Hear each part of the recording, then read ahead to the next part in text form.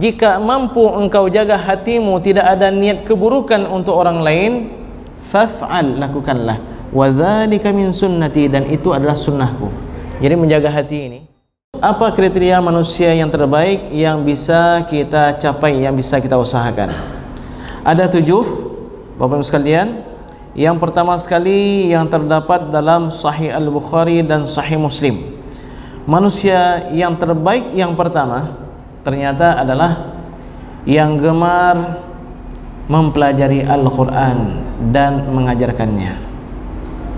Dari Utsman bin Affan radhiyallahu anhu bahwa Rasulullah sallallahu alaihi wasallam bersabda, khairukum, sebaik-baik kalian, man ta'allama al-Qur'ana, yang mempelajari Al-Quran, wa 'allamahu, dan yang mengajarkannya. Ini manusia yang terbaik. Manusia yang terbaik yang mempelajari Al-Quran. Apa yang harus dia pelajari? Setelah dia beriman kepada Al-Quran, setelah mantap imannya kepada Al-Quran, yakin dia bahwa Al-Quran itu kalam Allah, baru kemudian belajar ke berikutnya, belajar membacanya. Bapak-Ibu sekalian, masalah akidah ini tentang kebenaran Al-Quran kalamullah nggak boleh ikut-ikut. Karena orang tua saya begitu maka saya ikut, nggak bisa. Kalau dalam masalah akidah itu harus fa'lam annahu la ilaha illallah, harus betul-betul kita ketahui, harus nyata, jangan ada keraguan. Betul enggak? Enggak, kekeknya antara ucapan enggak tahulah bagaimana. Itu enggak boleh sekalian. Harus mantap. Bagaimana caranya?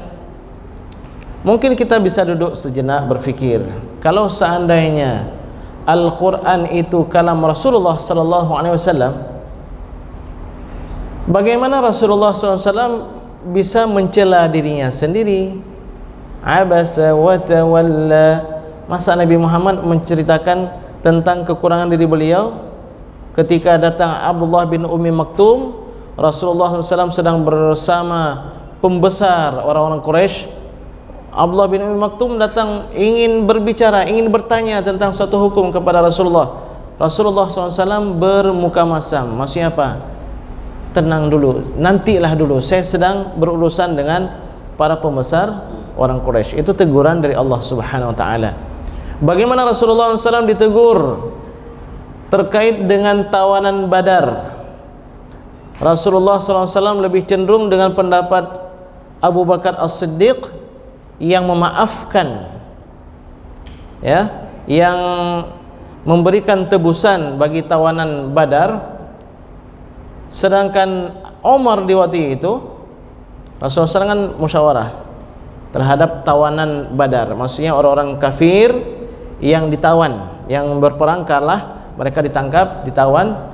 Bagaimana menurutmu wahai Abu Bakar? Ya Rasulullah, mereka dulu saudara-saudara kita, biarlah kalau ada keluarganya yang tebus kita maafkan. Kalau engkau wahai Umar, Umar langsung tebas lehernya Rasulullah. Rasulullah SAW itu lebih cenderung dengan pendapat Abu Bakar. Datang teguran, ya, datang teguran dari Allah Subhanahu wa taala tentang tawanan Badar. Kenapa engkau maafkan mereka? Jadi kalau seandainya Al-Quran itu kalam Rasulullah SAW, nggak mungkin Rasulullah SAW menceritakan aib diri beliau sendiri. Itu yang pertama. Yang kedua, ada hal-hal yang baru diketahui sekarang, dulunya masih menjadi perkara yang gaib. Misalnya tentang jasad Fir'aun, ya, al-yawma nunajjika bi badanika litakuna liman khalfaka ayah. Pada hari ini kami selamatkan jasadmu wahai Fir'aun agar bisa menjadi pelajaran bagi umat-umat setelahmu. Bahwa Fir'aun itu betul ada. Fir'aun itu jasadnya ditemukan kapan? Di abad 19. Para sahabat nggak tahu itu, nggak tahu bahwa memang jasad Fir'aun selamat, nggak tahu mereka, nggak melihatnya secara langsung, tapi mereka beriman. Ketika turun ayat Al-Quran dalam surat An-Naba, wal jibala autada, dan kami jadikan gunung itu bagaikan pasak atau bagaikan paku. paku itu mana lebih dalam, mana lebih banyak, bagian yang di atas atau di bawah? Yang di dalam. Lebih banyak yang dalam. Kalau kita berpikir dulunya, sepertinya ayatnya kurang tepat, karena gunung itu tinggi.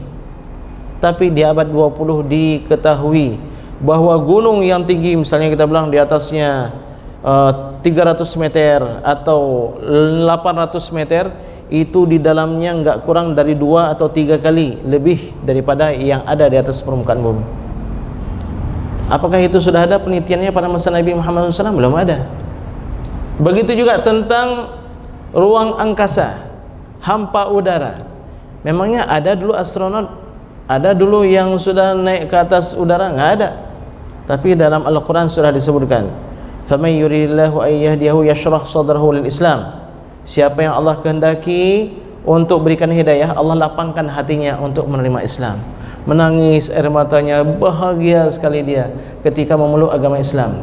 Wa man yurid ay yudhillahu, dan siapa yang Allah kehendaki menyesatkannya, yang Allah kehendaki dia sesat, yaj'al sadrahu dayyiqan harajan, Allah akan jadikan hatinya itu, dadanya itu sempit dan sesak, ka'annama yas'adu fis sama', seperti orang yang naik ke langit melewati hampa udara. Apakah sudah ada pada masa Rasulullah sallallahu alaihi wasallam? Belum ada.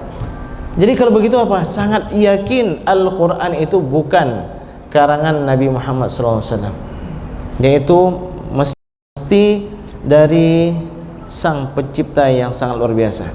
Jadi nomor satu, kita harus mengimani Al-Quran dengan semantap-mantapnya. Yang kedua, kita pelajari bagaimana membacanya. Bapak Ibu sekalian, Al-Quran itu wajib dipelajari karena perintah dari Allah Subhanahu wa taala, warattilil Qur'ana tartila, bacalah Al-Quran dengan sebenar-benar bacaan, minimal surat Al-Fatihah, sebuah surat yang dinamakan dengan Al-Kafiyah. Apa arti Al-Kafiyah? Yang cukup. Al-Quran 114 surat. Sekiranya kita menguasai 30 juz, 113 surat kecuali Al-Fatihah, enggak beres salat kita, enggak beres banyak ibadah kita. Tapi sekiranya 30 juz itu enggak kita kuasai kecuali hanya surah Al-Fatihah, sah salat kita dan sah banyak ibadah kita. Jadi minimal Al-Fatihah ini diperbaiki. Alhamdulillah kalau di Bujo ini banyak mutiara-mutiara, ya, imam-imam yang bagus bacaannya. Tapi kalau di luar sana, na'udzubillah tsumma na'udzubillah. Alhamdulillah sekarang sudah banyak tahsin-tahsin Al-Quran di mana-mana. Tapi ada kalanya kita menjumpai, ya, imam sebuah kampung itu, saya pernah diundang untuk ceramah di sana, kajian subuh Ramadan. Jadi imamnya baca ihdinas siratal mustaqim. Saya, apa nih, salah dengar ini? Rakaat kedua beliau kembali membaca ihdinas siratal mustaqim. Oh, kemana lamnya itu? Seharusnya kan ihdinas siratal mustaqim. Jadi selepas salat saya bertanya ke yang undang saya, siapa yang jadi imam tadi? Oh, itu imam di sini Pak Ustaz, imam di sini. Oh ya, sejak kapan beliau jadi imam di sini? Sejak berdiri masjid ini. Masya Allah. Jadi saya katakan, karena dia juga alumni dari Mesir, apa enggak disampaikan? Oh, udah Ustaz, sampai akhirnya saya enggak bicara lagi sama beliau. Jadi Bapak sekalian, memang masalah-masalah yang sederhana kalau diajarkan ketika sudah dewasa, kadang-kadang orang agak sulit menerima. Makanya anak kita itu dari kecil itu kita suruh duduk rendah hati di majelis tuan gurunya. Karena apa? Masih muda. Kalau udah besar nanti, kita seharusnya kan kalau datang ke majelis ilmu itu kan seperti belanga begini ya, terbuka. Jangan seperti belanga yang telungkup. Ini belanga yang telungkup, ini belanga yang ya, kiasan dari orang yang meninggi hatinya, yang sombong. Susah untuk menerima nasihat. Tapi yang seperti beginilah yang diharapkan. Kalau anak kita masih kecil itu sangat mudah. Tapi saya yakin Bapak dan Ibu sekalian yang duduk di sini mau dalam menghadiri majlis ilmu, pasti ini adalah orang-orang yang rendah hati dan mau menerima kebaikan. Mudah-mudahan Allah Subhanahu wa taala berikan yang terbaik kepada kita semua. Amin ya rabbal alamin. Jadi Bapak sekalian, harus tepat bacaan kita. Bismillahirrahmanirrahim. Kadang bacaan Al-Qur'annya sudah betul, tapi di Bismillahirrahmanirrahim, Bismillahirrahmanirrahim. Kenapa? Yang lain udah betul. Ini karena faktor waktu kecilnya itu salah gurunya. Ya, salah gurunya. Kita ketika di pesantren yang paling berat kita betulkan bacaan anak kita itu juz 1. Kenapa juz 1? Karena dulunya dia sudah hafal juz 1 begitu versinya. Fa akhrajahuma mimma kana fi. Itu rata-rata anak yang hafal Quran itu, ya, membaca fa akhrajahuma mimma kana fi. Seharusnya mimma kana fi, tapi rata-rata mimma kana fi. Ada alif di situ. Karena tuan gurunya meremehkan hal seperti ini, maka terbentuklah anak ini dengan hafalan dan bacaan yang salah. At-ta'allum fi as-sighar kan naqshi 'ala al-hajar. Belajar di waktu kecil bagaikan mengukir di atas batu, sudah terukir. Perlu perjuangan berat itu untuk mengubah ukiran yang sudah salah itu. Jadi sekalian, pelajari Al-Fatihah. Enggak lama-lama itu. Mungkin hanya perlu duduk 3 kali, ya, 4 kali, insyaallah udah beres. Yang penting sabar dan mau melatih, ya. Ketika saya di Mesir itu, Bapak sekalian, setiap Jumat subuh saya melihat orang tua itu kumpul, duduk, melingkar selesai sholat.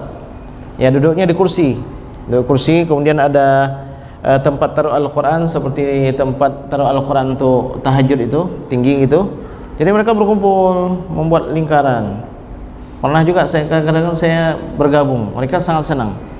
Jadi ternyata orang tua tersebut mereka sedang belajar membaca Al-Quran, ada satu syekh bersama mereka. Jadi kalau udah hari Jumat itu mereka datang masing-masing, ada yang bawa termos kopi, ada yang bawa roti, ada yang bawa keju, Masya Allah. Jadi berzikir selepas salat, kemudian setelah jamaah sudah mulai berangkat pulang, barulah mereka duduk melingkar. Dan mereka bagi-bagikan kue dan kopi itu untuk yang ada di masjid. Masya Allah. Jadi sekalian, sudah tua, padahal Al-Quran diturunkan dengan bahasa mereka, tapi masih mau belajar. Sedangkan kita ini Al-Quran diturunkan bukan dengan bahasa kita, tapi ya agak sulit untuk belajar. Jadi sekalian, paling kurang Al-Fatihah lah. Alhamdulillahi Rabbil Alamin. Jangan Alhamdulillahi Rabbil Alamin, bukan O tapi A.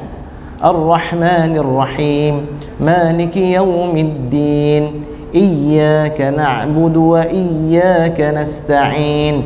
Enggak boleh hilang itu tasydid pada iyyaka. Enggak boleh tertukar huruf. Itu kan dalam kitab fikih dikatakan, jangan hilang tasydidnya, jangan berubah hurufnya, jangan berganti baris, terutama yang merubah maknanya. Ya, an'amta dengan an'amtu beda. Siratal ladzina an'amta yang engkau berikan nikmat, an'amtu yang aku berikan nikmat, an'amti yang engkau perempuan memberikan nikmat. Enggak boleh tertukar baris.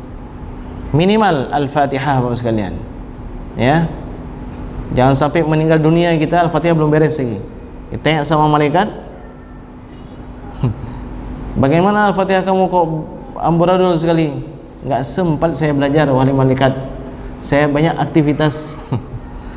Aktivitas apa? WhatsApp sempat kamu belajar, Facebook, Instagram sempat kamu pelajari. Kenapa Al-Fatihah enggak sempat dipelajari? Jadi Bapak sekalian, marilah kita belajar Al-Quran, karena sebaik-baik kalian adalah yang mempelajari Al-Quran dan kemudian mengajarkannya. Jadi setelah kita pelajari, kita ajarkan keluarga kita, ya, kita ajarkan orang-orang yang kita cintai, agar kita menjadi sebaik-baik manusia. Mudah-mudahan Allah mudahkan. Itu nomor satu. Amin ya rabbal alamin. Yang kedua, manusia yang terbaik adalah yang paling baik akhlaknya. Dari Abdullah bin Amr, ketika disebutkan Rasulullah sallallahu alaihi wasallam dalam majlis beliau, ada yang bertanya, "Wahai Abdullah bin Amr," ini yang bertanya tabi'in, "Wahai Abdullah bin Amr, engkau seorang sahabat, cobalah ceritakan kepada kami bagaimana Rasulullah sallallahu alaihi wasallam itu." Abdullah bin Amr mengatakan, "Lam yakun fahishan wala mutafahishan." Rasulullah sallallahu alaihi wasallam itu enggak buruk tutur katanya dan tidak buruk perilakunya. Indah tutur katanya dan indah perilakunya. Rasulullah SAW tidak pernah menjelekkan orang lain, tidak pernah mencaci maki, tidak pernah mengumpat orang, tidak pernah berteriak memanggil orang, tidak pernah. Masya Allah, akhlak yang sangat mulia. Bahkan Rasulullah SAW bersabda, "Inna min akhyarikum ahsanukum khuluqa." Sesungguhnya yang terbaik di antara kalian adalah yang paling baik akhlaknya. Hadis riwayat Imam Al-Bukhari dan Imam Muslim. Ini ngaku mengikut Nabi dengan apa? Dengan jenggot, dengan jubah, dengan serban, dengan tidak isbal, celana di atas mata kaki, tapi mencela orang lain luar biasa. Ini bid'ah, ini dhalalah, ini orang sesat dan seterusnya. Ini kan dalam hadis dikatakan siapa yang mengatakan untuk saudaranya kafir, itu perkataan kafir itu akan mencari sasarannya. Kalau betul ke orang yang dia katakan, jadi kalau enggak betul, kembali kepada orang yang mengatakannya. Ngaku-ngaku ikut Nabi SAW, tapi tutur katanya sangat pedas dan sangat tidak baik. Itu termasuk seorang ulama besar dalam dunia Islam, almarhum Dr. Yusuf Al-Qaradawi. Jasa beliau, walaupun beliau ada beberapa pendapat yang mungkin agak berbeda dengan sebagian ulama, tapi tidak dipungkiri bagaimana jasa beliau di dunia Islam. Tapi masih ada juga ulama mereka yang menuliskan sebuah buku untuk mencaci maki Dr. Yusuf Al-Qaradawi. Judulnya Iskatul Kalbil Awi, mendiamkan anjing yang menggonggong. Yusuf Al-Qaradawi disebutkan namanya. Ketika dalam penulisan nama pengarang disebutkan lil alim allamah, pengarang kitab inilah seorang alim besar ahli hadis yang bernama saya tahu namanya, ya, seorang ulama versi mereka. Jadi Bapak sekalian, kalau mau mengikut akhlak Nabi, ya inilah, lam yakun fahishan wala mutafahishan. Suatu hari Nabi memanggil Anas bin Malik, "Ya bunayya," wahai anakku. Karena Anas bin Malik ini di waktu itu usia masih terlalu muda, ya, masih usia remaja. Khadam di rumah Rasulullah SAW selama lebih kurang 10 tahun. Di antara pesan Rasulullah SAW, "Ya bunayya," wahai anakku, "in qadarta," kalau engkau mampu, "an tusbiha wa tumsiya," berpagi hari dan berpetang hari, "walaysa fi qalbika ghishun li ahadin," dan jika mampu engkau jaga hatimu tidak ada niat keburukan untuk orang lain, "faf'al," lakukanlah, "wa dzalika min sunnati," dan itu adalah sunnahku. Jadi menjaga hati ini, jangan ada hasad dengki, jangan ada niat untuk menjatuhkan orang lain, jangan ada niat ingin menyesatkan orang lain dan seterusnya. Itu sunnah Nabi. Wa dzalika min sunnati, wa man ahabba sunnati faqad ahabbani, dia telah mencintai aku. Wa man ahabbani kana ma'i fil jannah, dan siapa yang mencintai aku, dia akan bersamaku di surga. Tentang akhlakul karimah, Bapak sekalian, ada orang-orang yang ibadahnya biasa-biasa aja, mungkin sebatas fardu, beberapa perkara yang sunat, tapi di hari kiamat ada kalanya orang yang seperti ini bisa mengalahkan pahala kebaikan dari orang yang setiap malam qiyamul lail, yang hampir setiap hari berpuasa. Kenapa? Karena akhlaknya yang mulia. Yang paling memberatkan mizan kalian pada hari kiamat adalah akhlak. Ya. Subhanallah sekalian. Dalam hadis yang lain Rasulullah SAW juga mengatakan, kalian tidak mampu untuk menjadikan orang semua cinta kepada kalian dengan harta kalian, tapi kalian bisa melakukannya dengan akhlak kalian. Jadi ternyata akhlak itu mampu melakukan yang tidak mampu dilakukan dengan harta kita. Masya Allah. Jadi manusia terbaik adalah yang paling baik akhlaknya. Dan akhlak ini banyak kriterianya. Akhlak kepada Allah, akhlak kepada orang yang lebih tua, akhlak dengan sesama sebaya, akhlak yang dengan orang-orang di bawah kita, akhlak terhadap sama manusia, akhlak terhadap hewan, akhlak terhadap tumbuhan. Masya Allah, dalam Islam lengkap. Makanya orang-orang non-Islam ketika melihat bagaimana kepribadian Nabi Muhammad SAW, mereka tercengang. Ya, betapa banyak orang masuk dalam Islam bukan dengan mimbar, bukan dengan ceramah-ceramah, tapi dengan akhlak kaum muslimin yang sangat indah. Baik, yang ketiga, Bapak sekalian, manusia yang terbaik adalah manusia yang ketika melunasi hutang memberikan pelunasan dengan cara yang terbaik. Nah, kalau bayar hutang, dia bayar hutang dengan cara yang baik. Itu juga sebaik-baik manusia. Jadi ini ada cerita ini dalam hadis yang diriwayatkan oleh Imam Al-Bukhari dan Imam Muslim dari Abu Hurairah radhiyallahu anhu. Ada seseorang pada masa Rasulullah SAW. Seseorang ini punya hak kepada Rasulullah, atau bahasa lain Rasulullah SAW punya utang sama orang tersebut. Jadi waktu pelunasan belum tiba, sehingga belum dilunasi oleh Rasulullah SAW. Dia mendatangi Rasulullah dengan para sahabat. Rasulullah SAW sedang kumpul dengan para sahabat, tapi orang ini orang Arab Badui. Orang Arab Badui itu orang pedalaman. Sikap mereka biasa agak keras dan kasar. Jadi dia berbicara dengan suara besar seperti membentak Rasulullah sallallahu alaihi wasallam. Maka sahabat-sahabat Nabi yang pendekar, yang biasa pegang pedang, ya, hamma, sudah ada niat ingin membunuh orang tersebut. Ini jangan-jangan ini orang munafik atau musuh yang ingin mencederai Rasulullah sallallahu alaihi wasallam. Tiba-tiba Rasulullah SAW mengatakan, da'uhu fa inna li sahibil haqqi maqalan. Biarkan dia bicara. Karena orang yang punya hak lebih berhak untuk berbicara. Ya, orang yang punya hak lebih berhak untuk berbicara.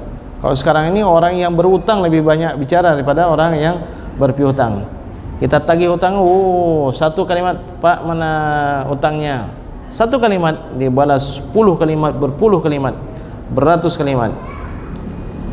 Jadi setelah Rasulullah SAW mengatakan demikian, beliau mengatakan kepada para sahabat, cobalah kalian cari unta yang aku berutang sama dia, yang usianya mungkin sekitar 2 tahun, ya. Ya, kemudian mereka pun mencari unta tersebut. Lalu mereka mengatakan, ya Rasulullah, kami tidak mendapati unta yang usianya seperti diminta orang-orang tersebut. Yang kami dapatkan adalah unta yang jauh lebih tua, lebih berumur. Kalau lebih berumur berarti lebih besar. Kalau lebih besar berarti lebih mahal. Apa dikatakan oleh Rasulullah SAW? Ishtaruhu, beli itu, walaupun lebih mahal, lebih besar, enggak masalah. Ishtaruhu, belilah, kemudian berikan untuk dia. Kemudian Rasulullah SAW bersabda, khairukum, sebaik-baik kalian adalah ahsanukum qadaan, yang paling bagus dalam melunasi utang. Dari sini muncullah banyak hukum. Ustadz, saya berutang sama seseorang. Berapa utangnya? Utangnya 2 juta. Berapa lama? Ya 1 minggu, Ustaz. Jadi maksudnya apa? Setelah 1 minggu saya lunasi utang tersebut, kebetulan di belakang rumah saya Ustaz ada durian yang jatuh, ada rambutan yang sudah memerah, ada manggis yang sudah bisa dipetik. Boleh nggak Ustaz 2 juta kami kembalikan dan saya berikan 1 goni durian? Oh boleh, dia ada mensyaratkan itu? Nggak ada, kalau nggak ada mensyaratkan itu boleh. Dan bahkan berarti bapak dalam kriteria sebaik-baik manusia. Ustaz, saya memberikan pinjaman utang, memberikan piutang kepada seseorang 2 juta. Selama berapa? Selama 1 minggu. Jadi Ustaz, ketika tiba waktu 1 minggu itu, dia melunasi, dia berikan rambutan Ustaz 1 goni. Boleh nggak Ustaz? Ada bapak bersyaratkan? Nggak ada. Ya udah, kalau bapak nggak mau, boleh kasih untuk saya. Maksudnya apa? Halal dia itu, boleh. Tapi kalau disyaratkan, ini berlaku riba, ya. Jadi sebaik-baik kalian, kata Rasulullah SAW, adalah yang paling baik dalam melunasi utang. Termasuk yang terbaik dalam melunasi utang, utangnya 2 bulan, tapi sebelum 2 bulan, baru 1 bulan sudah mampu dilunasi, kita segerakan pelunasan. Itu termasuk juga ahsanukum, sebaik-baik kalian. Ini cerita tentang yang terbaik, bukan persyaratan, ya. Boleh nggak Ustaz 2 juta, ketika saya kembalikan saya berikan 2.200.000. Baiknya berikan secara terpisah. Ya Pak, 2 juta. Pak, alhamdulillah bisnis yang saya bangun ini, yaitu jualan baju, alhamdulillah dalam 1 minggu ini berjalan dengan baik Pak, alhamdulillah. Ini sedikit Pak untuk Bapak. Boleh diterima? Boleh, ya. Baik, sudah hadirin sekalian, ada satu hadis yang Rasulullah SAW mendoakan untuk 3 orang.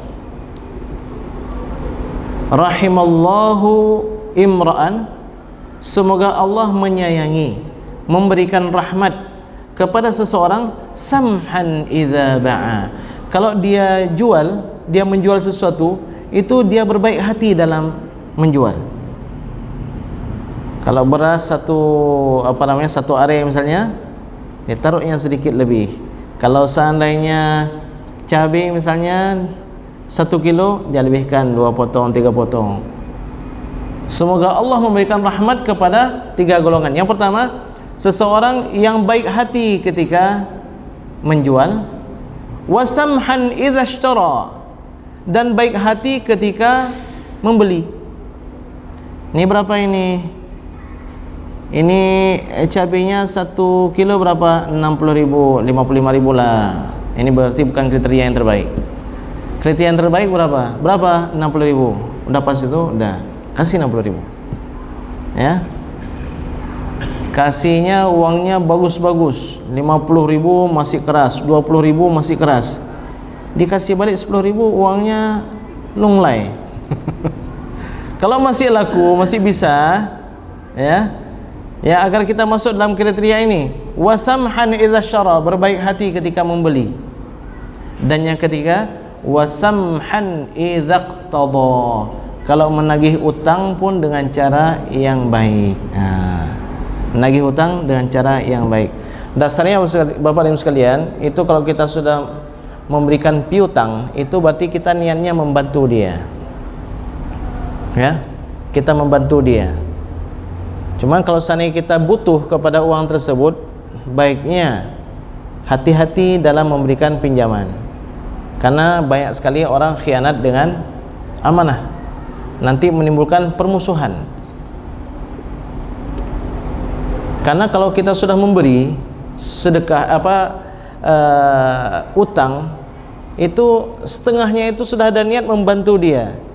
Karena dalam Islam diajarkan, kalau seandainya kita berikan tempo misalnya setahun, setelah setahun dia nggak mampu, fanaziratun ila maisarah, dianjurkan untuk kita berikan tempo tambahan sampai dia mudah. Mudah-mudahan yang ini jangan didengar oleh orang yang berutang, didengar oleh orang yang memberikan piutang. Adapun yang berutang, hendaknya dia dengarkan hadis ini. Matlul ghani zulmun, orang yang sudah mampu melunasi hutang tidak dia lunasi dengan segera, itu dia itu zalim. Ini hadisnya. Ya, ini hadisnya bagi orang yang berutang. Kalau tadi bagi yang berpiutang. Bagi yang berutang kita tambahkan satu lagi hadis.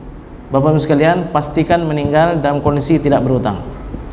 Karena bagaimanapun hebatnya amalan kita, walaupun kita selalu berpuasa, walaupun kita haji umrah, walaupun bahkan kita mati syahid, gara-gara utang tersangkut kita. Sampai hari kiamat kita tersangkut.